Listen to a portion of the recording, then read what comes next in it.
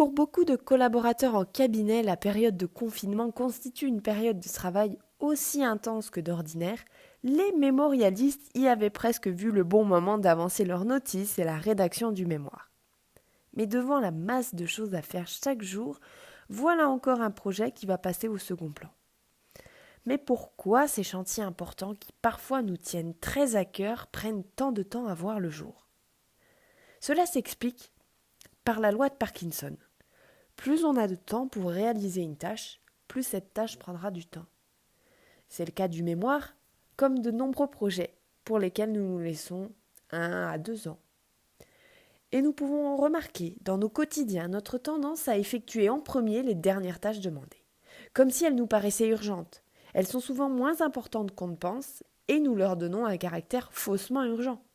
Notre cerveau a besoin de se libérer l'esprit, nous offrant la possibilité de passer rapidement à autre chose. Mais c'est déjà trop tard.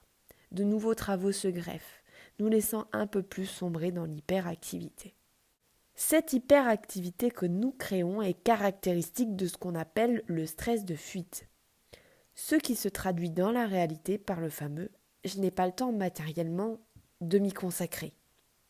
Ne vous est-il jamais arrivé de dire à quelqu'un que vous n'aviez pas le temps d'aller déjeuner avec lui parce que finalement vous n'y tenez pas plus que ça ? Ce que je veux dire, c'est que je n'ai pas le temps est une façon socialement acceptable de dire ça ne m'intéresse pas, je m'en moque, je ne veux pas y accorder du temps.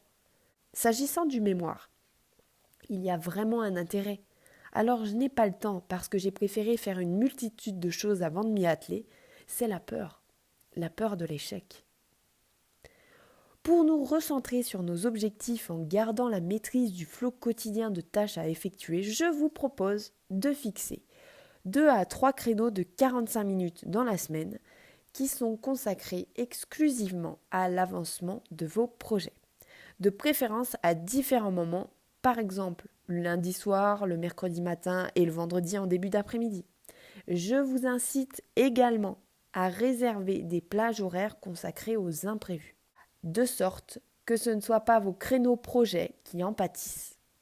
Si vous voulez en savoir plus sur comment organiser et optimiser votre temps, je vous invite à me contacter. Je serai ravie de réaliser pour vous un bilan énergétique qui vous permettra de prendre conscience de la façon dont s'articulent vos journées et de comment il conviendrait de répartir vos travaux pour optimiser votre agenda.